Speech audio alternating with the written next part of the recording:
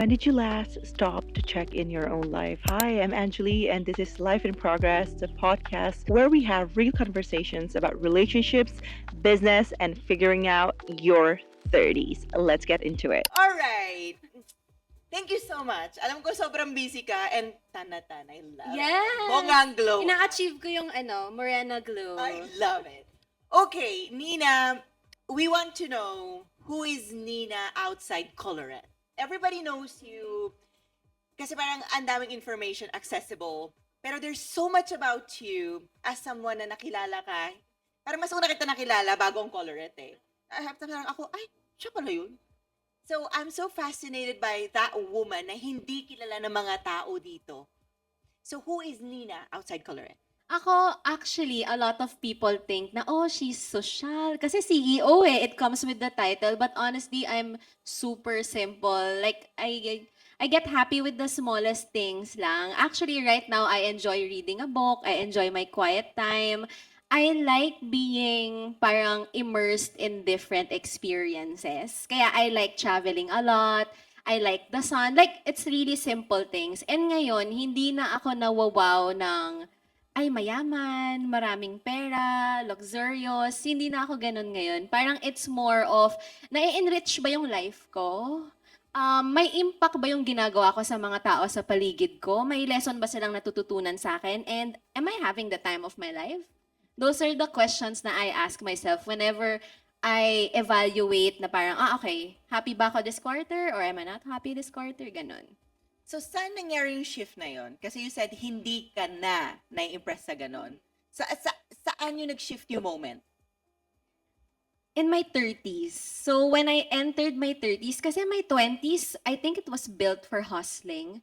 'Di ba parang super hustlers tayo noon, Oo. boss babe era, walang natutulog, feeling mo kaya mo lahat. Actually before, ang mentality ko is I want to in my company, I want to be the hardest working person in the room. Na parang dapat ako yung huling uuwi, ganyan. Ako yung dapat makita nila hanggang 2 AM nagtatrabaho ako, gano'n. Pero hindi naman pala productive yon. Sometimes walang-wala ka na kasi I entered a burnout stage. So in 2023, I was like severely burnt out.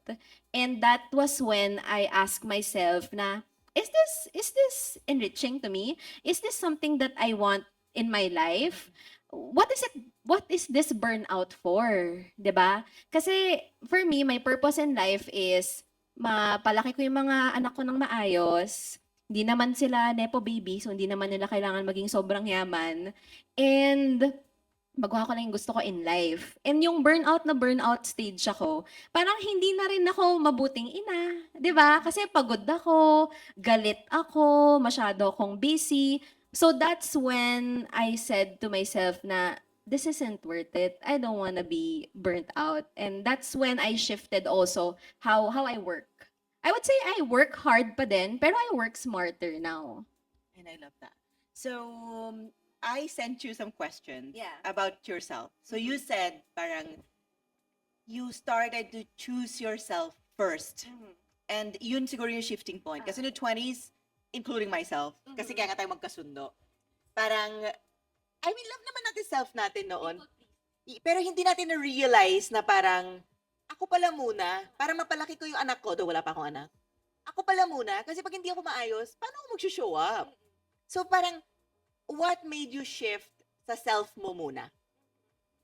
Na-realize ko kasi na every time I'm saying yes to someone else and I don't like it, I'm saying no to myself.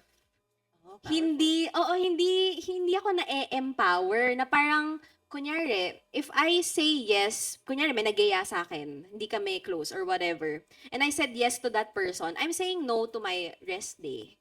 Gets? Or if I say yes na parang, ano ba yung mga ayokong gawin? If I say yes to parang, oh, pahiram ng pera. Kunyari lang, pahiram Okay. ng pera. Dahil naawa ka dun sa tao, you said yes to that person, pero walang-wala ka na rin pala. Gets? Parang ganun siya. Every time you say yes to something you don't like, you're not just saying yes to the person. You're saying no to yourself. Kaya you always have to evaluate. So yun yung parang turning point ko na You know what? It doesn't matter if other people are not pleased with me kasi the most important person that I have to please is myself. Kasi if I'm pleased with myself, maganda yung energy. A lot of people told me na medyo nag-shift yung energy ko eh during my transition era na parang, oh, you're not angry anymore. Parang you're choosing your battles now. Hindi ka na patolera, whatever, whatever, ganyan. I feel like I had to be angry during that time because I was in survival mode. So I also don't blame the person that I was because she brought me here today. Pero when you start choosing yourself, everything aligns for me. Right, right. So, I mean, in Filipino culture, kasi you mentioned about people pleasing. Ako kasi I was raised differently. Kasi Western yung parents ko. So, hindi nag-exist sa bahay namin yung people pleasing. Parang we say, no, we don't want Yeah. this and I don't care about you. So, growing up in the Philippines, so that was a very big parang culture shock for me. Parang, huh? Parang wala naman akong pakialam dyan. Ba't ko bibigay pera ko dyan? Parang, parang kayo nag-anak eh. Bakit ako responsible sa tuition fee ng anak nyo? Ba't ako maaawa? So, why parang yung ibang tao, even 2026 na, nagsa-struggle pa din mag-create na ganong boundary? Parang takot pa rin sila na bakit i-judge sila. Bakit? Parang bakit ba natin responsibilidad yung problema ng ibang tao? Parang, how do you fight that? Because that's what society taught us. That's what society taught us to feel. That's what society taught us to think, right? How do you fight that? I guess you just have to get the courage from within yourself to say no. Parang you have to ask yourself, what is the price of this yes? 'Di ba? If the price of this yes is your peace, is your mental health, your energy, then marirealize mo na, okay, then for this question, I would have to say no. Like, as a businesswoman, I'm sure you are required to make your Super. whole team your family. Yeah, yeah. Parang, bakit? Paano mo fina-fight yun? Like, sabi mo pahiram-pahiram. Like, in my company, I'm gonna tell you. Wala kami rule na, okay, wala pang bayad na kuryente. Nobody's gonna text me, wala po akong pambayad ng kuryente. I gave you what I'm supposed to give you. How do you handle that in your company? Nag-exist pa yung ganong culture? Na Ay, Miss hindi. Nina, may na-aksidente, perang-pera. Hindi naman, hindi So, naman. do you get judged for that? Hindi naman. In our company, I would say medyo modern na din, progressive na din. So, I always say na guys, kahit kami mga executive, we're teammates, we're not family. Right, Yeah. right. So, do you think sa society ngayon in the Philippines, medyo progressive na ba tayo sa ganong mindset? Not everyone. Kasi I feel like because you claim na your employees are your family, you get to exploit them. Baka kaya ganon ang mindset ng society. That's why, oh, we're all family here. You have to do this, you have to do that. But honestly, at the end of the day, we're all teammates. You do your job. I'm gonna do my job. You own your whatever task is sa'yo. And then we're all just accountable. Right? So, how do you teach your kids to not be people pleasers? Ay, hindi people pleaser yung mga anak ko. Actually, sa kanila ako natututo. Kasi my daughter, si Bambi, her boundaries are very firm and very strong. So, I want to share nga with you guys. Kasi, frustration ko ang swimming lessons. Kasi, when I was a kid, I really wanted to do swimming lessons. But my parents can't afford. Di nila afford mag-swimming lessons. So, parang 2 summers ago, I asked my kids na, guys, may nakita akong coach mag-swimming lesson. Ako yung nagpo-push sa kanila to do all those lessons. Okay, so nag-swimming, magaling mag-swimming, sabi ng coach. Or, Mommy, i-competition natin tong dalawang to. So, nag-competition. Nung nag-competition, ang daming medal. Nag-competition ulit. So, may training period na sobrang pukpukan. Aggressive yung training kasi competition yun eh. So, they went home with a lot of medals. Pero you know, before kasi for millennials, we would have felt we're on top of the world, right? We would have felt, ay, ang galing ko, nag-champion ako, I have 6 medals. My kids, they didn't feel that. They told me after the competition, Mommy, we don't want to do it anymore. Yeah, and I was like, why?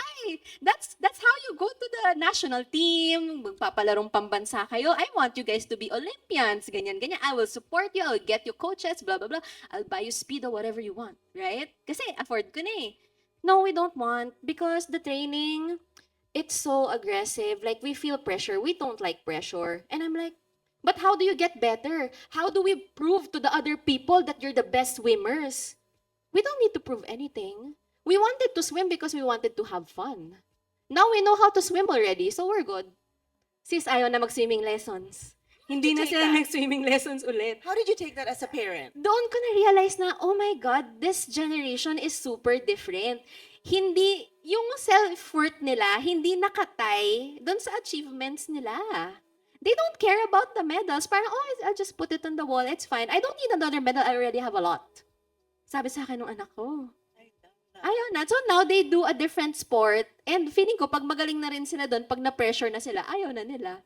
Kasi they don't need to prove themselves, apparently. Eh tayo ganun, kailangan we prove ourselves, di ba? Well, anong generation ba sila? Gen Alpha na. Ay, ano ba? Hindi na ako nakasunod. Oo, So, Gen Alpha so na. millennial, Gen Z then? Gen Alpha. Ano yung mas younger? Beta na yun. So, yung mga anak ko in yun, 5 years, ano sila? hindi ko Ano alam. na ba? Ano na ba nangyayari? So you've shared your story about nung 20s ka na parang, alam mo yun, people pleaser, ganyan-ganyan. Sa 30s mo, ano ba pwede namin ma-pick up na how are you living your life as Nina now outside Colorado? I think a lot of people know naman, pero di ba alam mo na to, na parang, guys, if you are in like a toxic relationship, or if you are in a toxic environment, toxic family, toxic workplace, the best thing you can do for yourself is bail. Like, Adios. get out. Adios. Goodbye. Because, okay, so when I was in my 20s, I asked myself, so tinatanong kasi ako na parang, I stick with a toxic relationship kasi for 10 years. We have 2 kids. Oo, girl, grabe. 2 kids, patience. right? So parang, noon, parang sabi ko, oh, kasi I don't want my kids to have a broken family. Yun naman lagi, di ba? As a nanay, ayaw mo magkaroon ng broken family yung kids mo. I thought na parang, alam mo, parang kung may 5 aspects yung buhay ko, okay naman. Because my career, 5 out of 5. My health, mga 3 to 4 out of 5. My kids, 5 out of 5. My happiness level in terms of like my own self, I'm also happy, 5 out of 5. So kung yung love sa life ko, my relationship, my marriage, is just a 2, it's okay, I'll take it. 4 out of 5 pa rin yan. Right. That's how I viewed it. And then one day, I asked myself, what if I can have everything? Yun yung switch. Na parang, di ba Angeli, parang mapapatanong ka na parang, what if pwede naman pala? What if I can have everything I want in life? Yun yung parang hindi na ako nakakatulog sa gabi kasi iniisip ko na, what if I can have everything? Ano kasi ako mapusok ako pag may naisip akong idea, bukas na ka-execute ko na yan. Girl, wala nang bukas now. Oo, Di ako execute matutulog. mo na agad yan. Tapos, nung naisip ko ng what if I have everything, inisip ko, when can I have everything? Doon ko naisip, when can I have everything? Okay, doon sa 5 bagay, ano lang ba yung wala ako? I feel like I'm in a toxic relationship. I feel like I don't want this anymore. So, I ask myself, do I do it now before I'm 30?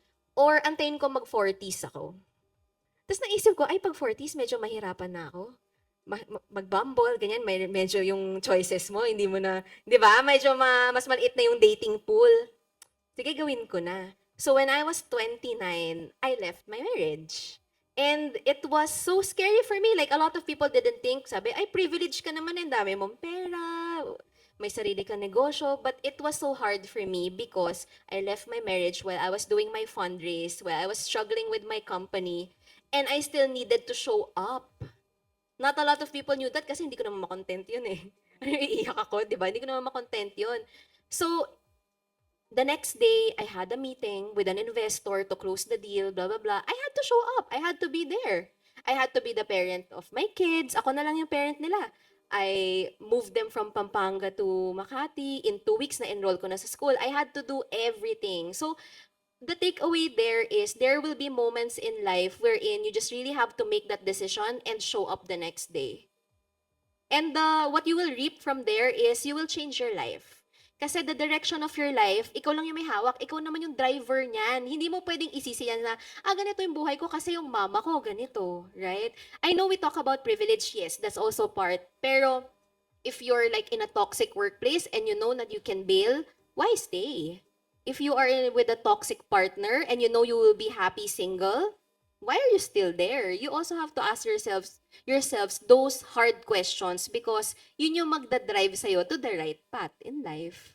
Di naman si Angeli, hindi siya nagsisettle. Girl, sabi ko sa'yo, there's no prime time. My whole life is my pig. That's true. Oo, di ba? Parang, bakit pa kailangan mag-settle? Like kung sinasabi sa mga tao, bakit pa kayo namimili? Why are you putting options, di ba? Na parang isa lang pwede. You can do them all. If hindi ko magawa now, edi bitawan ko saglit yung isa, park ko lang, pero hindi ko yun bibitawan. Park ko, balikan ko, tapusin ko yung iba, tapos balikan ko. Kasi parang we are so, parang na-shape tayo na society na, like in your case, you can only be a businesswoman then papabayaan mo yung mga anak mo. Di ba? Parang ganon. Ay, Pili ka isa Pag ganon. nagta-travel ako, may nagko-comment sa akin dati na, sino nag-aalaga sa mga anak mo? Pero di ba? Ganon. Gets mo? Oo. Parang, bakit kailangan mamili? I can have them Hindi all. everyone I want to be. Exactly. So parang if there's one thing gusto ko ma-pick up nila from you is you can be a mom, you can be a content creator, you can be a charming lover, you can be everything you want because you are the driver of your life. You don't need anybody to tell you, oh, masculine ka masyado, la la la la la la la. Because my mom always says, either mabait ka or hindi ka mabait, maldita ka, masungit ka. People will always have a say about you, so why don't you just choose yourself, do your thing, adios, ciao. Diba? So, I think, kaya din tayo magkasundo because we've always had that mindset. You know, no matter what people say, I'm here to live my best life. And if it triggers you, that's your problem. Diba? I mean, especially in your case, you have millions of people watching you. And sometimes, paminsan-minsan nagbubukas ako ng TikTok, gusto ko tayong pagtanggol. Alam mo yon, parang recently may pinost ka na nakabikini ka. I was genuinely enjoying your content. Na parang, look at this friend of May mine. nag-comment para kang drum. Ayoko na nga sabihin eh. Ikaw na yung nagsabi. And I really, may urge ako doon na gusto ko putahan yung account. Tapos ko, how dare you? You piece of, alam nyo na, nonsense, whatever. So parang, pero syempre tinimpi ko. Sabi ko, Nina can handle this. Pero you know, last na yon, how do you handle those na despite you being the happiest person you are right now, how do you deal with that? Lagi kong sinasabi, guys, di ba minsan, you're afraid of wearing sleeveless kasi, makikita, malaki yung braso mo. Guys, never ka naman lumabas sa isang building at paglabas sinabi sa'yo ni Mamang Guard, Ma'am, malaki ng braso mo ah. Nangyari na ba yon in your life ever? Or pag nag-swimming ka, ayaw mong bikini kasi mataba ka, right? Meron na ba ever lumapit sa'yo sa beach habang nagbe-beach ka at sinabi, hey, you're fat? Wala naman, di ba? Everyone's living their own lives. And those who have a comment on your life, you have to ask yourself, does this person matter to me? May paki ba ako sa opinion niya? Because if this person doesn't matter to me, then why will their opinion matter? So that's how I think about it. Kasi usually, yung mga nagbabash sa akin, para kang drum. Pag tinignan mo yung profile, sis. Di ba? Pag tinignan mo yung profile, okay, miserable ka naman pala. You can't give what you don't have. Right. They don't have happiness or love in their life. They can't give that to me, obviously, kasi they don't have it. So that's how I look at it. And I just look inward kasi parang I'm in such a good place in my life right now. Evil eye, guys. And parang if you guys are not happy, I just feel sorry for you. Right. That's how I Love think about that. So it. empowering. Basta ang masasabi ko dyan, a person who works out, a fit person, wala pa ako na-encounter since 21 pa ako nag-gym na nagbabash ng someone who's trying every day sa gym. It's always people who don't even do a thing. Yeah, yung parang never ka pa pumasok sa gym, di ba? Sila yung At may nagja-judge. nagsabi sa'yo na parang, why are you here? Yeah, Walang no. ganon. Oo. It's never the fit people. Yeah. Promise. Sabi Kasi ko sa inyo. they know what it took to get there. Yes. So pag may nag-judge sa inyo, it's never a person who works out. And isa ako sa mga yon. Sobrang obsessed ako mag-workout na naman. Tuturuan ka pa nga nila ng tamang Yes. form, 'di ba? Equipment, bibigyan ka pala ng recommendations. Happy people don't do that. Like Yes. just think about that. Na parang ako when I encounter someone and they're really unpleasant, inisip ko na lang, alam mo, maybe they're sad, maybe they're angry, maybe before I was that person also. So I just feel sorry for them and I hope they find the light in their lives. Yes. I'm so proud of you. Yun lang masabi ko. Because, paano ba kita nakilala? Actually, may nagsabi sa akin, invite ko siya sa podcast ko. That was long time ago, 6 Ay. years na. Pandemic pa yun, girl. Tapos nakita ko, follow back. Sabi ko, oh, she follows me. Oo, sabi ko hindi ako pinapansin nito. Hindi ko kasi siya kilala. So, ayun, what's your last message for us? For me, my last message is, like, you can change your life. You literally can change your life. You can change who you are. You can change your life. You can change your career. You can change your mind even. Kasi I think dito yung culture natin in the Nagbago ka na. Philippines is, Yun yung lagi. Nagbago ka na. oo, nagbago ka na, taas ang tingin sa sarili niya. Or parang, kung ano yung course mo nung college, dapat yun yung profession mo, 'di ba? Kasi yun eh, wala tayong masyadong choices here eh.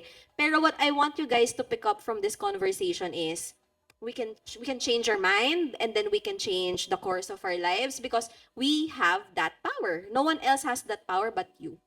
I love it. Thank you so much for Thank sharing your you. happiness with us.